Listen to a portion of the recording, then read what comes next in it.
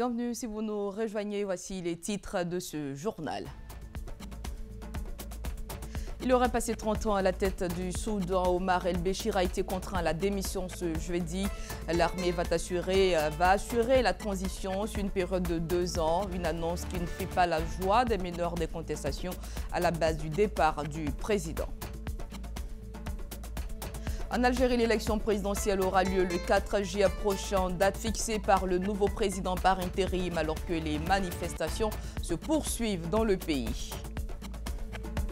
Et puis près de 900 millions d'électeurs indiens démarrent un long processus de vote ce jeudi.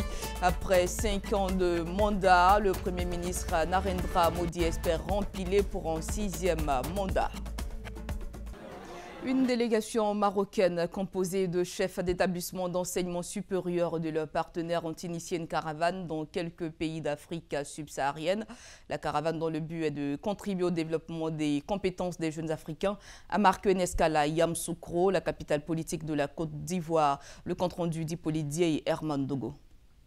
C'est à la suite de la journée canado-maroco-africaine qui s'est tenue le 15 janvier dernier à Rabat que l'Institut supérieur des hautes études en développement durable du Maroc, initiateur de l'événement, accompagné de ses partenaires canadiens, a entrepris cette caravane dans quelques pays d'Afrique.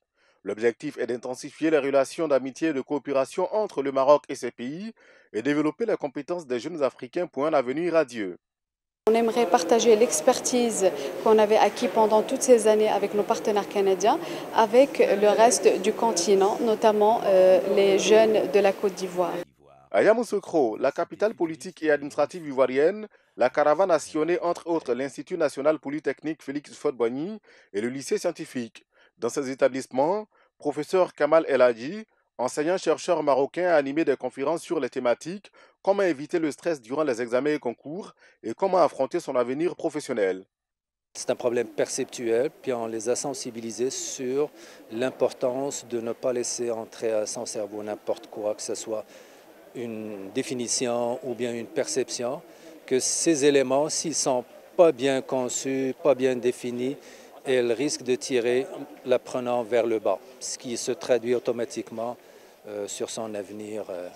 Élèves, étudiants et enseignants de ces écoles ont apprécié les exposés du président de l'ICHED. Pour eux, cela peut apporter une plus-value à leurs acquis. On nous a donc conseillé de canaliser notre énergie, de prendre le bon stress au lieu du mauvais stress. Ce stress-là qui nous empêche de réagir, ce stress-là qui nous empêche d'étudier. C'est vraiment une forte valeur ajoutée et qui vient vraiment apporter vraiment beaucoup en peu de temps, comme une graine pour le développement de chacun de nos étudiants.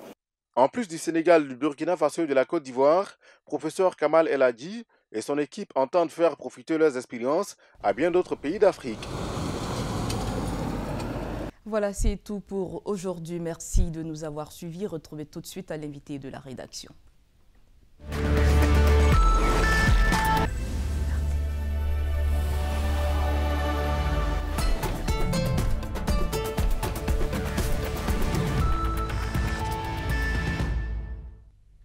Bonsoir à tous et soyez les bienvenus sur Médian TV Afrique. Voici les titres de cette édition. Benjamin Netanyahou en passe de rempiler pour un 5e mandat. Les premiers sondages le donnent pour vainqueur devant son principal rival, Benny Gantz. Son parti est crédité de 37 sièges contre 36 pour ce dernier, selon les résultats des 96% des bulletins dépouillés. L'armée algérienne veillera à la transparence et à l'intégrité de la transition politique qui doit mener à la tenue d'une élection présidentielle sous 3 mois.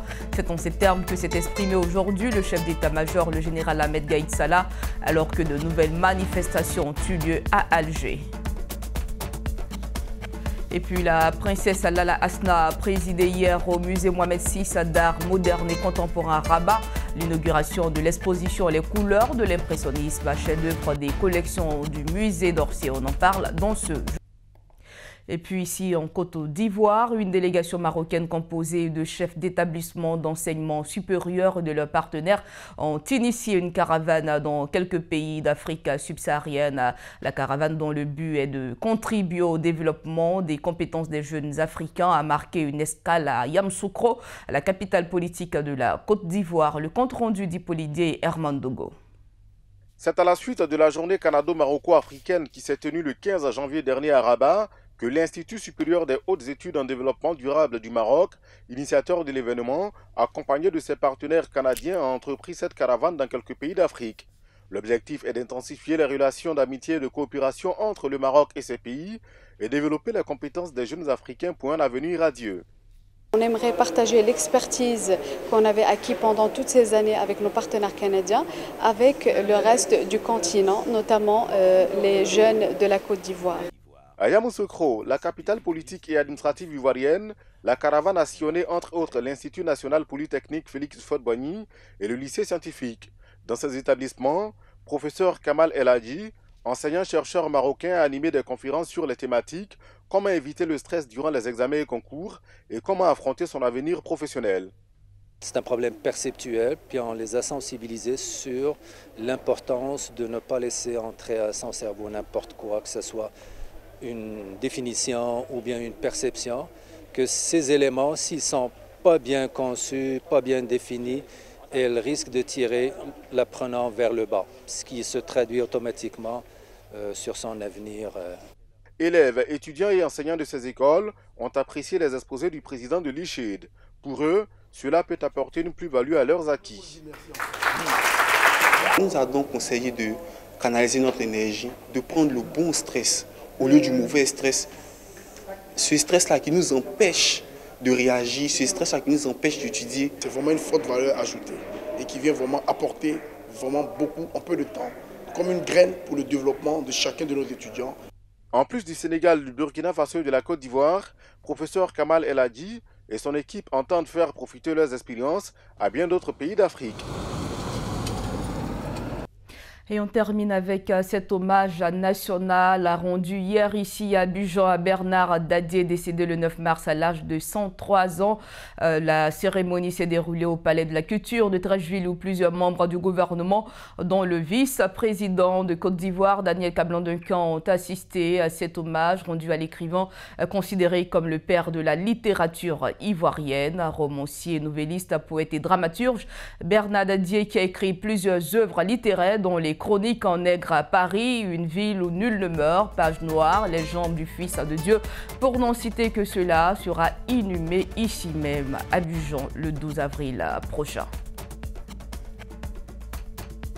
Et voilà, c'est la fin de cette édition. Merci à tous de l'avoir suivi. Retrouvez tout de suite à l'invité de la rédaction.